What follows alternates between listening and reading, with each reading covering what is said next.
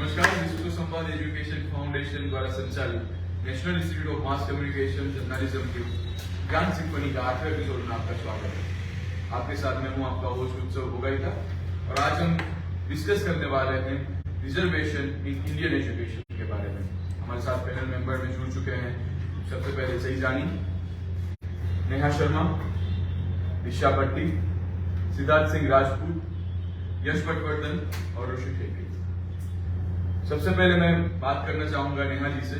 नेहा जी, ये जो Indian education है उसमें कहीं ना कहीं हमें रिजर्वेशन दिखा जा रहा है, उसके बारे में आपका क्या कहना है? मेरे हिसाब से रिजर्वेशन बहुत जरूरी है। रिजर्वेशन जब हम जिस समय पे रिजर्वेशन की शुरुआत की गई थी सरकार ने, उस समय कास्ट बेस्ड सिस्टम पे शुरू किया था, विच इज फेयर इनफ, क्योंकि उस समय पे जो निचली कास्ट हुआ करती थी उनको उतने राइट्स नहीं मिला करते थे। लेकिन उसके बाद हम लोगों की कोशिश ये होनी चाहिए कि हम रिजर्वेशन को कम करें, ना कि उसको बढ़ाया जाए। सुप्रीम कोर्ट ने भी ये कहा था कि रिजर्वेशन का टोटल अमाउंट 50% होना चाहिए, उससे ज्यादा नहीं। लेकिन हम लोगों का क्या कहते हैं 50% से प्लस जा रहा है, विच इज रॉन्ग, क्योंकि हम एक डेवलपिंग कंट्री है। तो अगर ये कहना कि रिजर्वेशन हटा दिया जाए, नहीं, लेकिन रिजर्वेशन वीकर क्लास के पास जाना चाहिए। ओके, तो कास्ट बेस्ड नहीं, लेकिन वीकर क्लास के पास जाना चाहिए, चाहे वो जनरल से हो या फिर वो कोई भी कास्ट से, एससी हो, एसटी हो, ओबीसी हो, कोई भी हो। लेकिन रिजर्वेशन वीकर क्लास के पास जाना चाहिए। उसके लिए अभी 10% पास भी हुआ है 2019 में कि जनरल कास्ट में भी जो लोग वीकर सेक्शन है वो 10% रिजर्वेशन दिया जाएगा। तो आई पर्सनली बिलीव कि रिजर्वेशन होना चाहिए, लेकिन हमको एक स्टेप फॉरवर्ड जाना पड़ेगा। हम लोगों को ये कोशिश करनी चाहिए कि हम class wise economically class wise जाए और वहाँ पे जिन लोगों को जरूरत है उनको रिजर्वेशन मिले। That's what I think. Disha, मेरे ख्याल से reservation is a loophole and in Indian education system मुझे ऐसा लगता है, क्योंकि एजुकेशन एक ऐसी चीज है जिसमें हर एक इंसान का अधिकार है। आप इसको किसी के लिए रिजर्व नहीं रख सकते हो किसी भी कैटेगरी में। और मेरा ये मानना है कि जो हम रिजर्व रख रहे थे एजुकेशन सिस्टम को, अगर हम आजादी के बाद की बात करें तो आजादी के इतने संग्राम के बाद जब बुद्धिजीवियों ने हमारा गणतंत्र राज स्थापित किया और हमारे इंडियन कॉन्स्टिट्यूशन को बनाया, तब उन्होंने ये बोला था कि बहुत ही लिमिटेड पीरियड के लिए ये रिजर्वेशन दिया जाएगा ताकि जो लोग अपलिफ्ट होना चाहते हैं वो हो सके। लेकिन आज आप किसी भी सेक्टर में जाके देखो, जो पिछड़े वर्ग के लोग हैं वो काफी तरह से अपलिफ्ट है। मेरा ये मानना है कि जिसके पास अच्छी खासी नौकरी है और वो अपने बच्चे को पढ़ाने में पूरी तरह से सक्षम है, उसे कास्ट बेस्ड रिजर्वेशन ना दिया जाए, बल्कि उसे उसकी क्षमताओं के आधार पर रिजर्वेशन दिया जाए। अगर आज मैं जनरल कैटेगरी से भी हूँ और मैं अपनी क्षमता में सक्षम हूँ, लेकिन मुझे ये उस पड़ाव पे नहीं मिल रहा है, मुझे वो स्थान प्राप्त नहीं हो रहा है। क्यों? क्योंकि मेरा कट ऑफ SC ST या फिर किसी भी पिछड़ी प्रजाति से आने वाले के कट ऑफ में काफी अंतर है। अगर मेरा 80 है तो आप उसका 30 रखते हो, तो उसमें डिजर्विंग कैंडिडेट के हक का जो राइट फॉर चॉइस है, जो राइट टू एजुकेशन है, वो तो कहीं ना कहीं मर रहा है। तो इसके लिए हमें ये देखना होगा कि क्या फैमिलीज, क्या आपके गार्जियन फाइनली स्टेबल है, वो बच्चे को पढ़ा सकते हैं, और क्या बच्चे में वो मेरिट है जिसके बेसिस पे उसको वो पोजीशन मिलनी चाहिए। तो रिजर्वेशन ना कि किसी फाइनेंशियल, ना ही किसी कास्टिज्म के बेसिस पे होना चाहिए, रिजर्वेशन मेरिट बेसिस होना चाहिए। अगर जो मेरिट पे, अगर UPSC में भी हम रिजर्वेशन रखते हैं, अगर जनरल कैटेगरी के इंसान है तो वो कम समय के लिए अप्लाई कर सकते हैं as compared to SC and ST और अदर बैकवर्ड क्लासेस। तो ये कैटेगरीज हम क्यों डिवाइड करें? ये कैटेगरीज उसके ऊपर छोड़ देनी चाहिए जिसको खुद पे पता हो कि हाँ मैं इसके काबिल हूँ, मैं ये अचीव कर सकता हूँ। आप अगर IIT में एडमिशन देते हो 40% के बेसिस पे किसी के OBC या फिर बैकवर्ड क्लासेस को, तो जो 80% जा करके सुसाइड अटेम्प्ट कर रहा है उसकी जिंदगी का क्या? ये तो आपकी रिजर्वेशन है। और मैं एक बात ये भी मानती हूँ कि रिजर्वेशन आप फीस के ऊपर भी माफ करते हो। क्यों? हम फीस पे करने के उस लायक नहीं है, जबकि सरकारी नौकरी के बाद भी लोग आज फीस पे कर पा रहे हैं, हम क्यों नहीं कर पा रहे? प्राइवेट बिजनेस ओनर्स का जितना कैपेबिलिटी नहीं है। तो ये सारी चीजों को मिलाते हुए मुझे ये समझ में आ रहा है कि merit is only discrimination, merit is only bar, जहाँ पे आप लोगों को उसके आधार पर आने देना है, नहीं आने देना है, या फिर उसका मेरिट बताएगा कि वो इस पोजीशन के लिए, वो इस एजुकेशन के लिए सक्षम है। And education is choice for choose करने का अधिकार बच्चे को होना चाहिए, ना कि उसकी जाति को, ना कि उसकी प्रजाति को, और ना ही उसके फाइनेंशियल स्टेटस को। यानी आप कह रहे हैं कि फाइनेंशियली या कास्टिज्म लेके नहीं पर मेरिट के आधार से होना चाहिए। यस जी, नेहा जी ने बताया कि फाइनेंशियल फैक्टर जो है या कास्ट वाला फैक्टर है वो चल सकता है। भट्टी जी का एकदम उल्टा है कि दोनों में से कोई फैक्टर नहीं चल सकता। आपका क्या फैक्टर है? मेरा तो ये मानना है कि पहले के जमाने में भारत में वर्ण व्यवस्था थी, जो जैसा काम करता था जैसे उनको जैसे कि ब्राह्मण वो कर्मकांड और पूजा पूजा करते थे, सत्य के लिए वो युद्ध लड़ते थे, और जो क्या बोलते हैं साफ सफाई का काम करते थे, मतलब बिजनेस का काम करते थे, और दूसरे शूद्र के समाज में साफ सफाई का वो सब काम करते थे, उसको अलग भी बोल सकते हैं। लेकिन आगे जाके हमने क्या किया कि ब्राह्मण को एक उच्च जाति मान ली, मेरा उसके विरोध नहीं है, लेकिन जो शूद्र है उनको हम ऐसी नजर से देखेंगे कि ये तो बस यही काम करते रहेंगे, उनका आगे कुछ करते ही नहीं है। मेरे हिसाब से ये बात गलत थी, और उसी सोच की वजह से उनको काफी समाज का विरोध का सामना करना पड़ा कि मेरे घर पे आप नहीं आ सकते, आप मंदिर में नहीं जा सकते, आप मेरे कुएं से पानी नहीं खींच सकते। ऐसी तरह से उनको एजुकेशन में भी काफी पीछे हटाया गया कि आप दलित है तो आप ब्राह्मण के साथ बैठकर पढ़ नहीं सकते। एक वाक्य की बात करें कि हमारे पूर्व राष्ट्रपति अब्दुल कलाम वो एक मुस्लिम थे, और उनके साथ रामेश्वरम में ही उनका एक फ्रेंड था, वो ब्राह्मण था, तो उनके प्रिंसिपल ने बोला था कि आप दोनों के साथ नहीं बैठ सकते, लेकिन फिर आगे जाकर उन्होंने देखा कि वो आगे मेरिट था उनके, तो वो प्रेसिडेंट भी बने। इसलिए ऐसे ही किसी अपॉर्चुनिटी ले सकते हैं तो आगे जाके रिजर्वेशन मेरे हिसाब से होना चाहिए। आपका क्या पहलू है? मैं वो पूछना चाहता हूँ कि जैसे कि इन्होंने फाइनेंशियल वाला सेक्टर बताया, इन्होंने कास्ट वाला सिस्टम बताया, जानी आपका क्या कहना है इस बारे में? बहुत अच्छा सबने बोला, बहुत ही खूबसूरत बोला, लेकिन हमको समझना पड़ेगा एक चीज को कि रिजर्वेशन क्या है, रिजर्वेशन क्यों होता है। ये तक इंडिया में ही नहीं हर जगह रिजर्वेशन है। पहला पॉइंट, मैं जो कुछ भी बोल रहा हूँ, कोई भी बात मैं करता हूँ, मैं इस यहाँ पे दो चीज में क्लियर करता हूँ।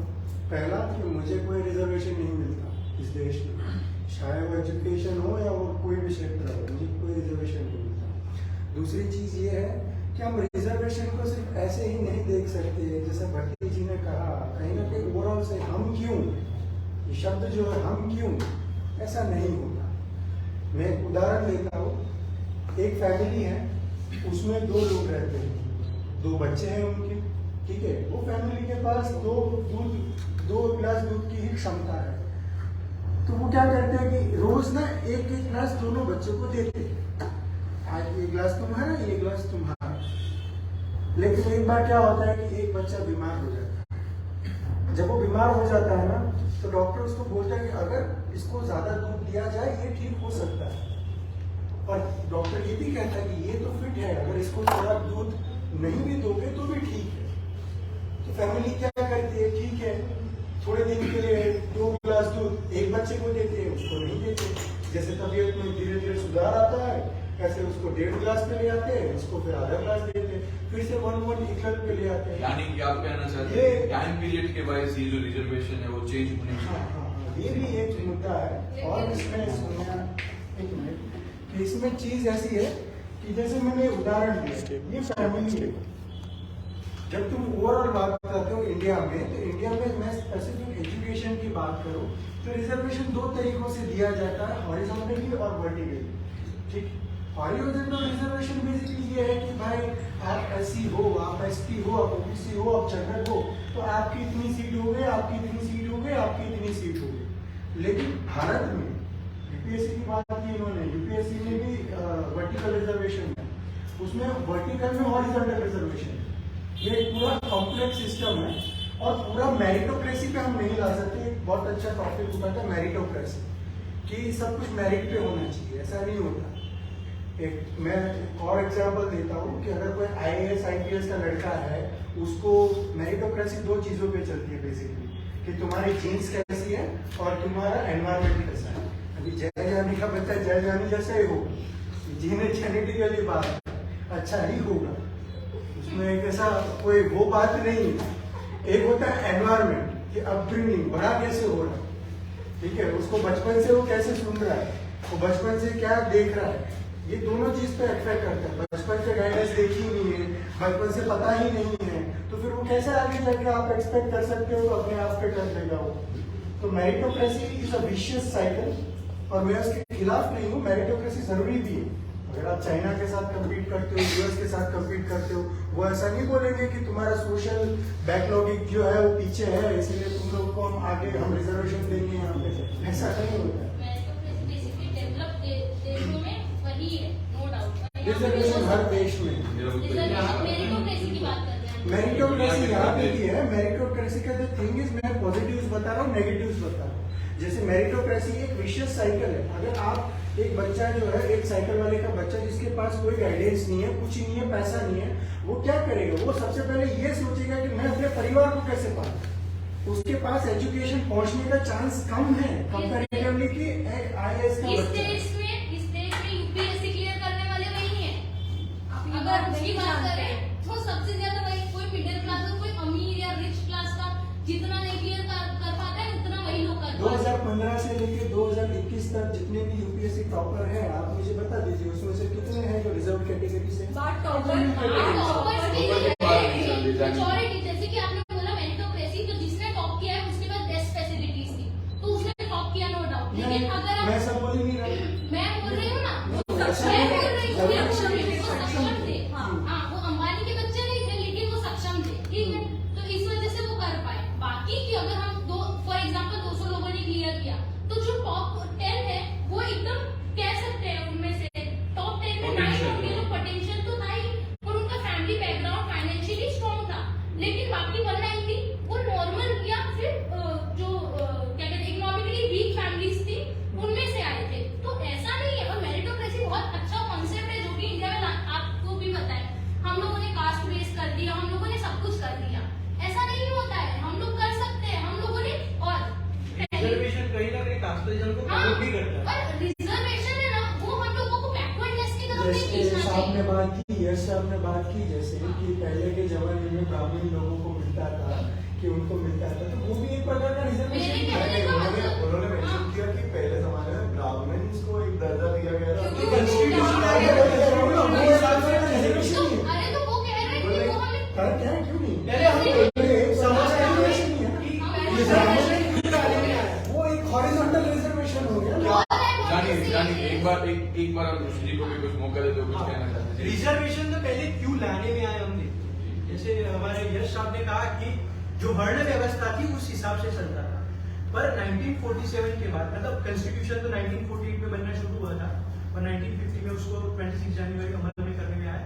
क्योंकि जो लोअर कास्ट थी, जो सोशली और एजुकेशनली जो लोअर कास्ट थी, उनको वो एजुकेशन नहीं मिलता था, इसीलिए रिजर्वेशन लाने में आया। सबसे पहले एससी और एसटी को हमने रिजर्वेशन दिया, फिर 1991 में हमने ओबीसी कैटेगरी को दिया, और फिर 2019 में हमने ईडब्ल्यूएस इकोनॉमिक वीकर सेक्शन को दिया। वुमेन्स की भी बात आनी चाहिए। हाँ, और मैं एक बात बहुत बड़ी कहता हूँ कि डिसेबल्ड लोग जो है उनको सिर्फ 3% रिजर्वेशन है, उनको ज्यादा मिलनी चाहिए कंपैरेटिवली। और आज हम देश में अगर देखें तो हर जाति के लोग हर क्षेत्र में आगे, ऐसा नहीं है। और इसका कारण रिजर्वेशन ही है। रिजर्वेशन के कारण हर जाति के लोग हर क्षेत्र में आगे हैं। आज मैं गर्व के साथ कह सकता हूं कि मेरे देश की जो लेडी है, जो सर्वोच्च पद पे है प्रेसिडेंट, वो एक ट्राइबल कम्युनिटी से आती है। उसके पहले जो हमारे देश के मेरे राष्ट्रपति थे, फॉर्मर प्रेसिडेंट रामनाथ कोविंद जी, वो एक दलित कम्युनिटी से आते हैं। इन्होंने डॉक्टर एपीजे अब्दुल कलाम जी की बात की, वो एक माइनॉरिटी कम्युनिटी से आती है। तो ये सब रिजर्वेशन के कारण ही हुआ है। लेकिन अब आप देख सकते हैं कि सर्वोच्च पद पर ये लोग पहुंच गए। तो वेरियस फील्ड में रिजर्वेशन जो है गवर्नमेंट स्कीम्स में वो अच्छा है।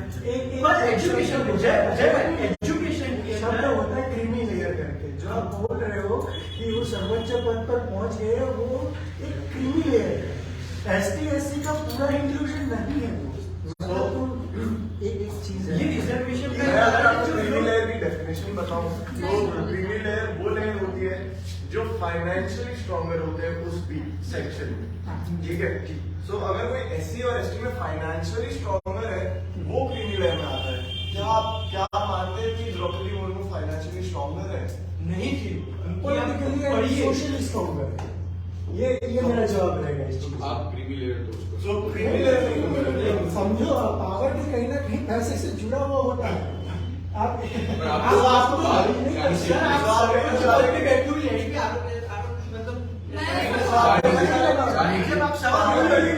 यहाँ पे कॉन्सेप्ट थोड़ा हम घूम रहे हैं। मैं किसी पे आरोप नहीं लगा रहा हूँ, जो हो रहा है, जो जैसा है वो सही है।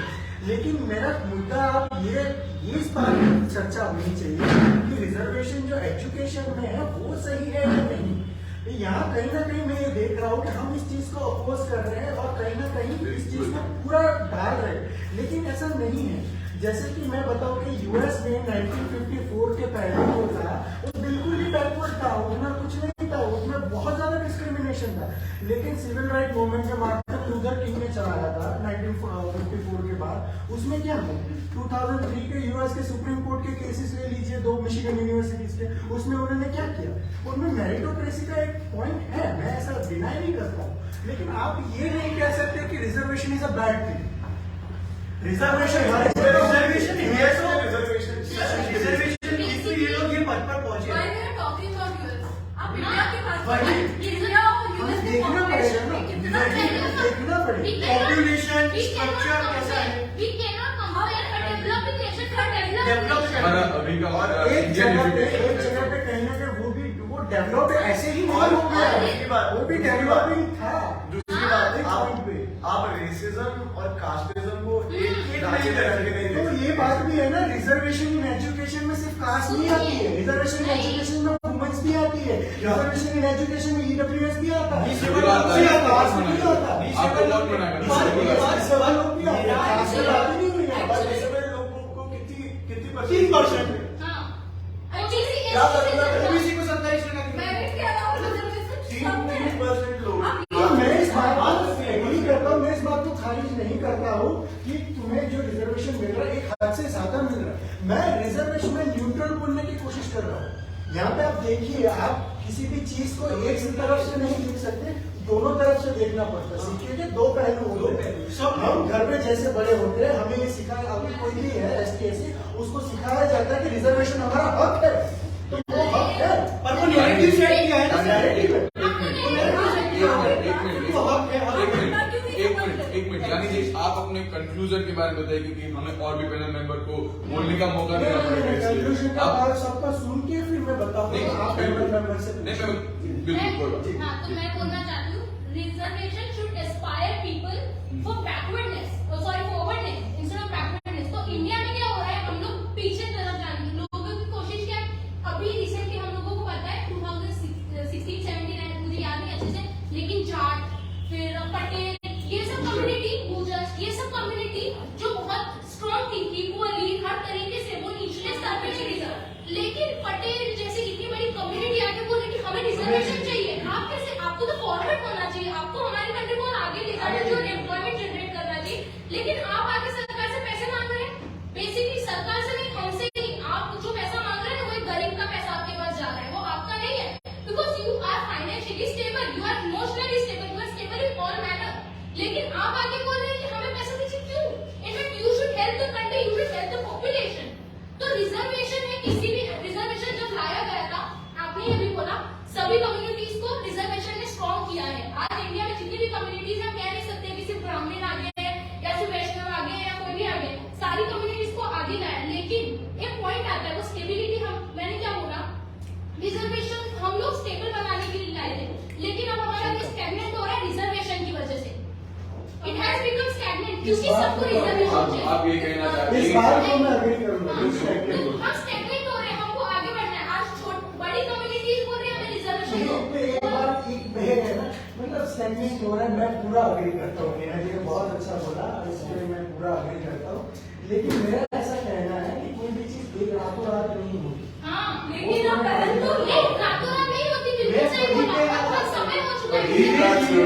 पहली रात जब स्टार्ट होती है ना, तब धीरे धीरे वो क्या करते हैं। नहीं, मैं शुरुआत क्यों करूँ उसकी? अभी एक सिंपल सा एक जोक चल रहा है आजकल, मैं बताना चाहूंगा कि आजकल जनरल कैटेगरी है वो रिजर्व है, क्योंकि उनमें ही कुछ नहीं है, बाकी सबका रिजर्वेशन है। एक्चुअली एक बात है, जानी जी ने बहुत सही बोली कि रातों रात कुछ नहीं होता है, और रिजर्वेशन को सालों साल हो चुके हैं, वो जा ही नहीं रहा है। उसको लाया गया था जाने के लिए। पर बहुत बड़ी वोट बैंक पॉलिटिक्स है। नहीं, मैं पॉलिटिक्स में जाना ही नहीं चाहती, मैं पॉलिटिक्स में क्योंकि हम ये बात करेंगे तो पॉलिटिक्स आया नहीं है। नहीं, what I'm trying to say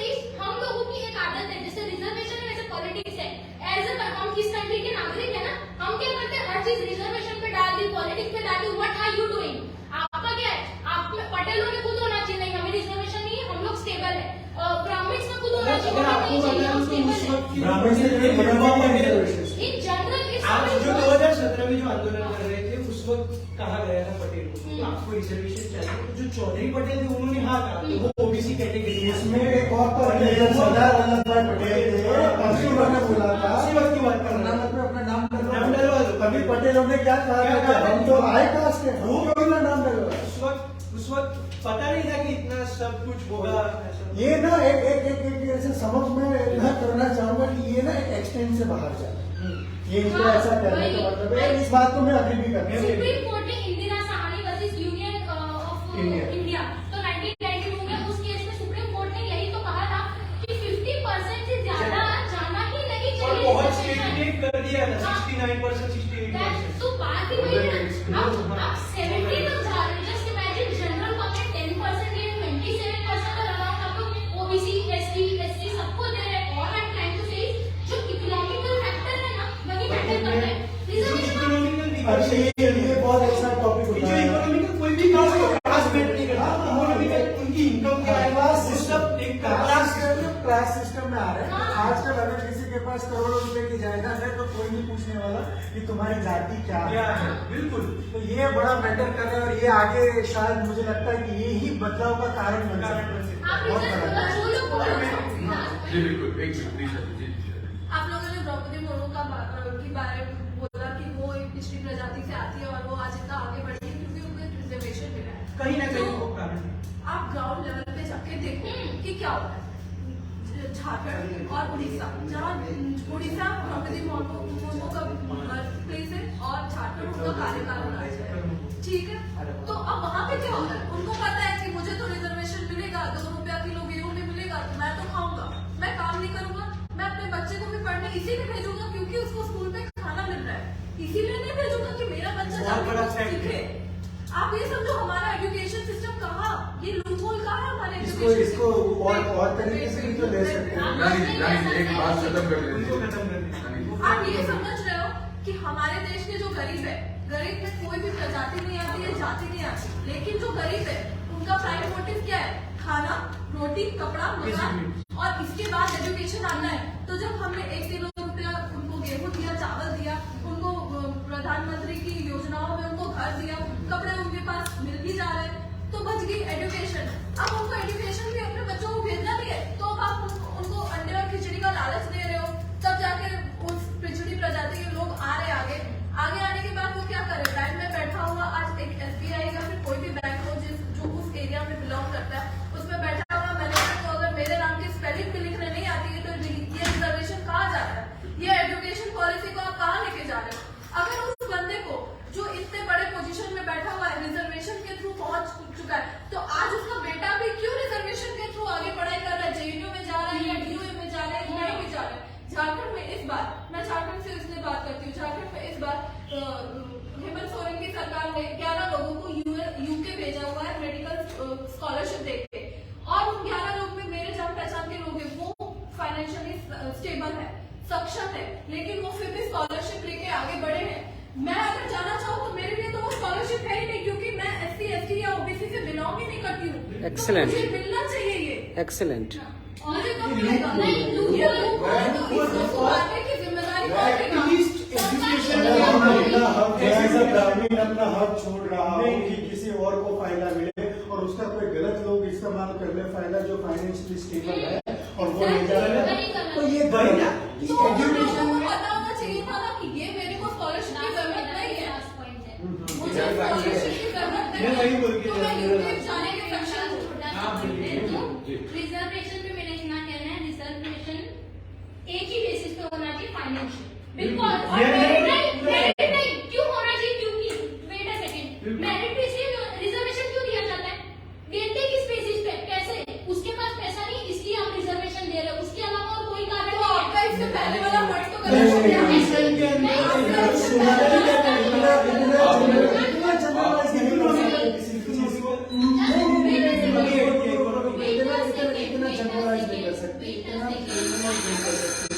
मैंने अपना पॉइंट क्लियर कर दिया, मैंने अपना पॉइंट क्लियर नहीं किया।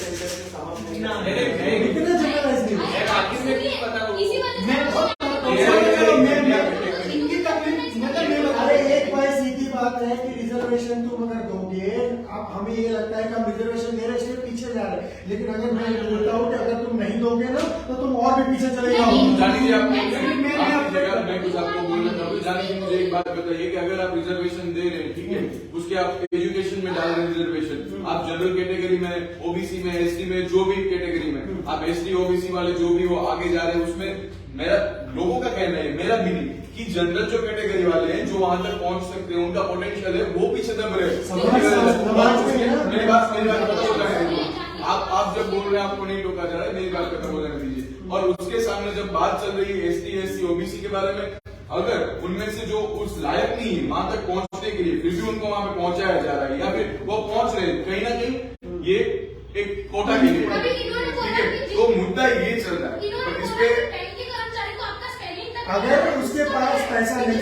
है, उसके पास बहुत ही डिसीजन है और पहुंचाया जा रहा है तो कहीं ना कहीं सही है। नहीं सही है, मैं ये बोल रहा हूँ। मेरे पास एक सवाल है, जी बोलिए। लिसनिंग आप सॉरी थोड़ा सा पर्सनल जा रहा हूँ मैं, आपको यूएस लेके आए हैं, ठीक है, बिकॉज आप इकोनॉमिकली सक्षम थे, आपके पास वो बुद्धि थी। क्या आप मानते हैं कि जो इंडिया में जनरल क्लास है जो फॉरेन जा सकता है, वो सिर्फ इसीलिए जा रहा है बिकॉज यहाँ अपॉर्चुनिटीज उनके लिए कम है? इसके तो बहुत सारे और तर्क भी है, सिर्फ मैं रिजर्वेशन एक एस्पेक्ट डाल रहा ये हूँ रिजर्वेशन का। ये सिर्फ एक वो तो फिर बहुत सारा हो जाएगा कि भाई अनएम्प्लॉयमेंट का वैसा आ जाएगा, ये वो सिर्फ एक ऐसा जनरलाइज नहीं कर सकते। लेकिन मेरा कहने का अर्थ इतना है, मैं तुम लोगों की बात खारिज नहीं कर रहा, लेकिन क्या है कि हमने दोनों टाइम समाज जो होता है ना, समाज ना एक चीज पे नहीं टिकता। समाज में सबको आगे बढ़ाना पड़ता है, समाज को सबको आगे लेना पड़ता है, सबको आगे लेकर चलना पड़ता है। तो कहीं ना कहीं निशा जी बोल रही थी कि माफ कीजिएगा, कहीं ना कहीं मेरी बात सुन लीजिए, आपको मेरा मुद्दा पता है मैं क्या बोल रहा हूँ? बिल्कुल नहीं पता। निशा जी मैनेजर वाली बात बोल रहे हैं तो उसमें रिजर्वेशन का फैक्टर नहीं चलेगा, उसमें फैक्टर चलेगा कि जिसपे फैक्टर चलेगा कि हमारी जो सिस्टम है उसकी गलती है कि वहां तक आपने वो मैनेजर को पहुंचा है। आप अगर अरे उत्सव भाई, आप पहले एक बात तो सुनो, नॉर्मन्सी में जो बोल रहे हो, निशा जी ने बोला कि उनका जो फाइनेंशियल स्टेबल है फिर भी उनको मिला है, तो वो गलत है। मैं इस बात के समर्थन में और करना पड़ेगा, मैं बिल्कुल समर्थन में हूँ, लेकिन इसमें यही तर्क हमको समझना पड़ेगा। उसी को क्रीमी लेयर है, भाई साहब ने जो बताया डेफिनेशन नहीं बताया कि जिनको, मैं भी वही बोलना चाहता हूँ कि जिनके स्टेबल है और वो SC ST OBC में आते हैं उनको नहीं मिलना चाहिए। मैं उसी के साथ हूँ।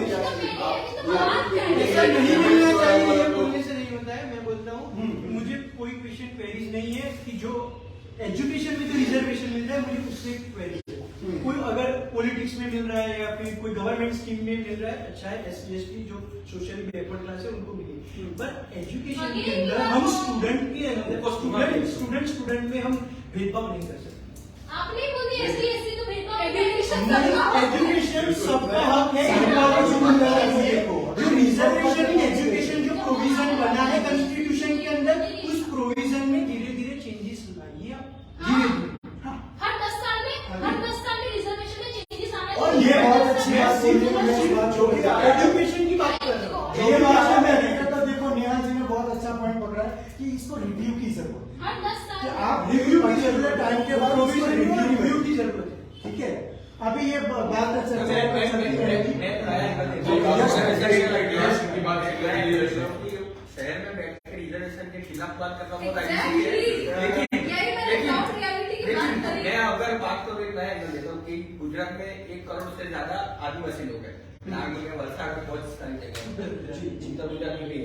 तो जैसे यहाँ हमको शिक्षा की व्यवस्था उत्तम मिलती है, वहाँ किसी आदिवासी या किसी कारण से उनको पैसे नहीं मिलते या हमको जो सुविधा मिलती है उधर नहीं मिलती, और इसी का फायदा उठाते हैं मिशनरी लोग और कई धर्म के लोग वहाँ के उनको एजुकेशन की बात करते हैं, इसकी बात करते हैं, इसके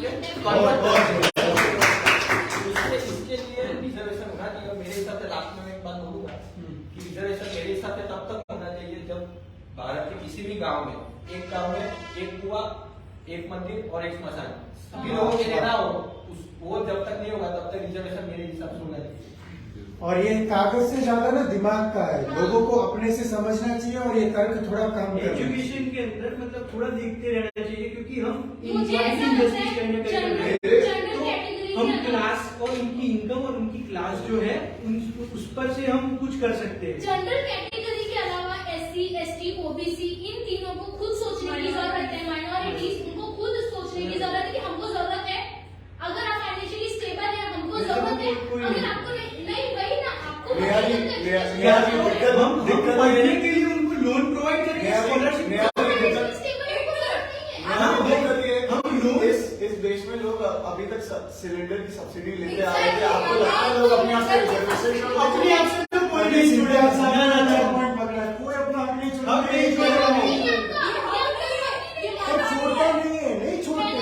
अगर कल को सुधरने की जरूरत है। जैसे कोई पॉलिटिकल पार्टी की ताकत है कि कल रिजर्वेशन हटा दे, अगर कल हटा दे ना तो कितने दंगे हो गए, मैं तो चाहती हूँ रिजर्वेशन होना चाहिए। कितने दंगे हो गए हम सोच भी नहीं सकते।